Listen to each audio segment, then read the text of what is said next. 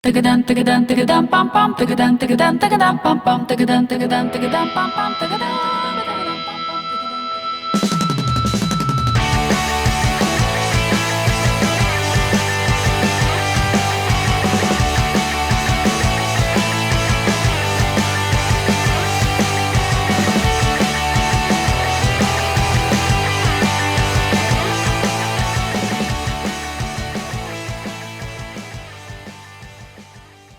All right, up next from Oak Ridge National Labs, Brenna Miller.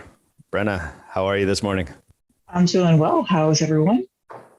Fantastic. Thank you for joining us. Excellent. Oh, absolutely. My pleasure. Let me get my screen shared out here. How does that look? Looks good. Thank you. Okay, absolutely. So yes, my name is Brenna Miller. Happy to join you this morning. I am representing the National Center for Computational Sciences Storage and Archive group this morning from Oak Ridge National Laboratory in Oak Ridge, Tennessee. So we're going to just give a brief overview of several of our spectrum scale systems that we have running in the center. The list that we'll cover today, obviously it's tough to fit all of this into a short period of time, but it is definitely not exhaustive by any stretch of the imagination. So in addition to supporting the NCCS systems at Oak Ridge, our group also supports storage systems for the United States Air Force, the National Climate Research Center, which is a strategic partnership between the National Oceanic and Atmospheric Administration and the U.S. Department of Energy, and perhaps our best known program, the Oak Ridge Leadership Computing Facility, which includes the big iron supercomputing systems like Summit and their attached file systems such as Alpine. So we'll be looking at three representatives from our center. We are sort of divided into two different halves of our group, the scratch file systems and the non-scratch file systems, or archival systems, or nearline systems, as you may consider them. So each system represents either an established flagship system in the center, a reasonably new offering in the center, or a brand new offering that we're working to stand up and add to our storage portfolio. They also represent each of our three security enclaves, the moderate enhanced security, which is our highest level of security in the center, followed by the moderate security enclave, which is sort of two-factor auth, our standard security level, and the NCCS open security enclave, which is our lowest level of security that we're equipped to manage in the center. At this point, I should add a brief disclaimer. I would be absolutely remiss not to mention that for two out of these three systems, I'm simply reporting the work of other members of my group. So this on the scratch side, Dustin Leverman and Jesse Handley are major contributors to that side of our house. And to the non-scratch side, that's the only system I can speak to directly as the system owner. So we'll be looking at Alpine, which is the OLCF's scratch file system that's attached to the Summit supercomputer currently, the ARCS file system, which is accommodating our moderate enhanced security enclave, and the Themis system, which is currently in pre-production and hasn't quite hit the floor yet. So for our first brief overview, let's take a quick look at the Alpine file system. And Alpine is our sort of most long-lived, largest namespace that's currently in the center. And its purpose is to provide shared storage for Summit. It entered production in fall of 2018, so I wouldn't quite describe it as long in the tooth, but it will be hitting the 4-year mark here as of November of this year. It's capable of quite a bit in terms of its performance due to its scale, 2.5 terabytes a second of sequential I/O, 2.2 terabytes a second on random I/O. And someone recently described Alpine to me as the Black Knight of file systems, right? If you remember your Monty Python and the Holy Grail, if you lop the arm off of the Black Knight, it just keeps fighting you. So one of the features that, obviously we really appreciate about these large enterprise class systems is the prodigious amount of resiliency and high availability that you can build into them. Every component of the system is redundant. We can fail, any part of a component set, and the users will never know the difference. So very much like that Black Knight, if you cut Alpine's leg off, it's going to continue to fight you. Another unique feature that Alpine has, I think, is that although it's comprised of ESS building blocks like many file systems in data centers, each of the nodes outside of the EMS nodes are provisioned statelessly through XCAT so that we can bring up nodes, take nodes offline in a very standardized, very regimented way in pursuit of a good uptime number. So the most recent upgrade to Alpine Stack was actually just a few weeks ago, back in February. It moved the cluster to ESS version 6121C and GPFS 512. So we see that Alpine has a really large capacity. And as far as utilization, it's no slouch either. When I wrote this slide, we were sitting at around 165 petabytes of data with just under 6.5 billion files, which brings up the fact that we need that purge policy in place. So to avoid us filling up to a point where we're losing performance, the file system is purged on a 90-day basis.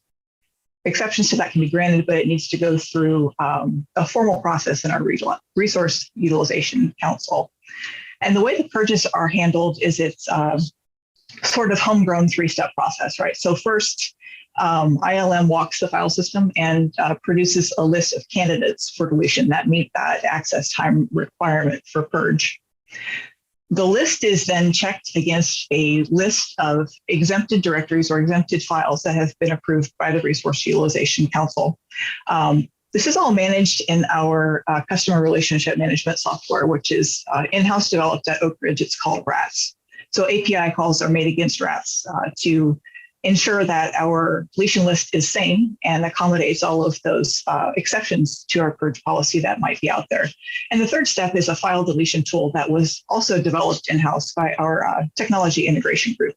So we keep our file system utilization under control by means of that. So the second system that we should take a look at is a somewhat newer offering, came online late last fall in 2021. It's called the ARCS file system. Obviously, that's a lot smaller scale than what we just looked at with Alpine, but ARCS provides a really specific use case that doesn't require the massive scale of Alpine, but it's no less important. So its purpose is to provide scratch storage for the center's Scalable Protected Infrastructure, or SPI program. So that's an acronym that you're going to hear thrown around quite a bit in the next couple of slides. So what this does is it works with data sets and jobs that require a higher level of security control than you would get in our moderate security enclave, so with our regular supercomputer or file system. So specifically, HIPAA, the Health Insurance Portability and Accountability Act of 1996, and the International Traffic in Arms Regulations types of data sets are what are being targeted by the SPI. Now, the SPI does not just include ARCS, it also includes compute. And one of the most interesting and most fascinating parts of this infrastructure is that it uses, on the compute side, the same compute nodes that are used for the regular queued jobs in Summit. So how is this managed? If these enhanced security controls are in place for these use cases, how in the world can we use regular compute nodes on Summit? So the ARCS file system and the Scalable Protected Infrastructure work together to fence off compute nodes in Summit. So the usage is controlled. You can't access the ARCS file system from every compute node in Summit all the time. So when a job is submitted, it's submitted to a very specific login node for the SPI. The SPI scheduler LSF performs a series of sanity checks to make sure that the job that's being submitted can be approved for submission to the queue. Now, when the job is launched, several actions take place in tandem with each other. The two that are really interesting to me are firewall changes on the compute nodes and the job launching at the same time. So when a job launch occurs, firewall nodes are compared to a node list that was generated when the job was submitted and approved. So the node list is looped through. The firewall rules on the involved node or nodes are compared against what's necessary. If there are unnecessary firewall rules or network routes, they're removed from the compute node. Once those have been taken care of and the new routes are active, the launch node or login node pulls down the GPFS configuration from a router node. Now, at this point, no file system is mounted on the launch node or compute node. Once the GPFS cluster config is down, GPFS starts up and the ARCS file system is mounted in this fenced off cordoned off area. Once ARCS is mounted, the compute node checks out. The job is handed off to the compute node. It first checks to make sure that Alpine is not mounted. If it is mounted, it unmounts Alpine and shuts down GPFS. At that point, the routes and firewall rules should all be in place on compute, and so that the ARCS file system can be mounted. So the network routes to the security key lifecycle manager are also put in place during this period of time before the file system is mounted. Now, all file opens or file metadata is logged, and that's why the requirement we were required to manage those routes to the key manager. The job runs, completes, and no less interesting is what happens after that job completes, right? So the logging node and compute nodes unmount the file system. On the compute node side, the compute node simply reboots, and what happens is it comes back up in a standard configuration so that it can once again be used by any job in Summit, regardless of security controls. If no other jobs are running that require the ARCS file system to be mounted on the launch node, it's unmounted, and it's just not in use unless we have a job running there. So the last system that we'll take a brief overview of is the Famous system. And the Famous system sort of addresses, as both of the previous speakers have noted, the environment is changing. It used to be that we could address the storage retention requirements and performance requirements of our users pretty straightforwardly with either scratch storage or archival storage. And with the advent and growth, the exponential growth of edge computing, data sharing, that's becoming insufficient to address all the needs of the users. So what Famous is designed to do is provide a very performant warm layer to address the near-term and moderate-term retention requirements, a cold layer that would address a forever term or a true archival use case. And also noted in the previous presentation is the lack of people available to do this type of work these days. So from an administrative perspective, it was greatly advantageous to us to find a single solution, a single technology stack that could do all of this for us rather than throw a file system between Scratch and our current archive to accommodate those users' needs. It does offer a significant performance benefit over what we have in production today for our archive, especially at that disk layer. Ingest into the system is going to be much faster. Recall from disk to the user is also going to be much faster. And the tape layer is roughly the same as what we see today. And going back to our different security enclaves, this solution sitting in the NCCS Open Security Enclave will simplify the user experience. Our current archival system, although housed in the NCCS moderate security environment, is only rated for open data, which means for the NCCS Open user, a large set of complex hoops are required to jump through to get your data authenticated to the NCCS moderate environment and into our moderate archival system. This will help them out. And a few other details quickly on Famous. So I believe we're running up against time. So the HSM layer, as I mentioned, is Spectrum Archive, and we are pretty excited about that. That will now allow us to have Spectrum Scale manage the warm data for moderate term retention and give us a lot of the benefits that we've become accustomed and really love about Spectrum Scale in our Scratch file systems. Most especially the use of ILM for management of data placement and data migration from tier to tier, data recall from tier to tier.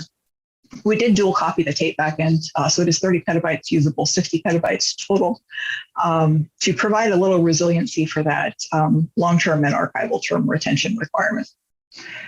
And again, this is really being a contributing driver to this was definitely the support of edge computing, data sharing, and other science gateways.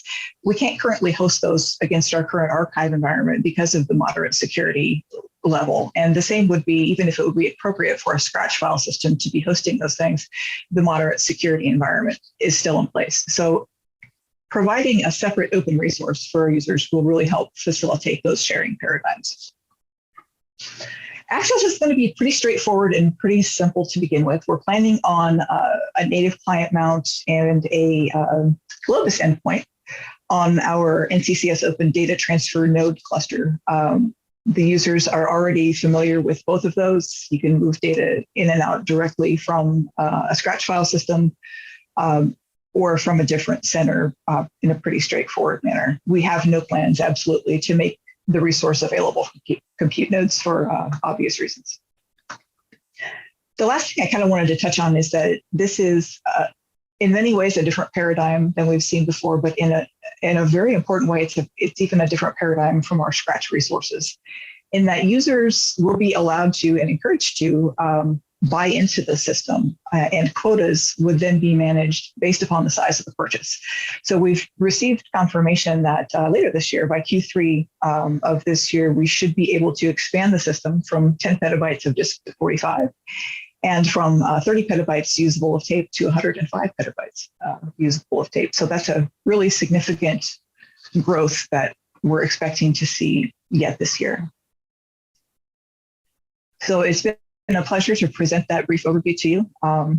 And there's your Black Knight Alpine in the background there. And if you have any questions, we'd be happy to take them. Thank you, Brenna. I currently don't have questions in the queue, but I'd like to just pass it to Hussein to see if he has any questions on his side. Thank you, Brian. So I have, I was looking at the performance number you showed earlier. There's one number about the random access where you mentioned 2.4 terabytes per second. Yeah. 2, yes, terabyte. Do you have any, what's the size of what the block size have been used there? Because this is, I believe, it's a huge number in random access. It is a pretty huge number. I do not, off the top of my head, know what the block size was for those performance numbers. I can certainly find out for you and get that to you. This is because I've been before the early time. I used to benchmark for storage and different papers, but I've never seen such numbers. Really impressed if this is especially with this block. I'm expecting big blocks, but I mean randomly we're expecting to see different levels. But yeah, that's interesting. Okay, yeah, no problem. Thank you. Okay, just had a question come in. Which tape technology are you using? LTO? No, we're actually using enterprise class. So they're IBM TS1160 drives with a 20 terabyte tape cartridge. Okay, thank you very much. Thank you, Brenna. Appreciate the presentation. Yeah, thank you. Tiga-dum, tiga-dum, pam, pam, tiga-dum, tiga-dum, tiga-dum, pam, pam, tiga-dum, tiga-dum, tiga-dum, pam, pam, tiga-dum.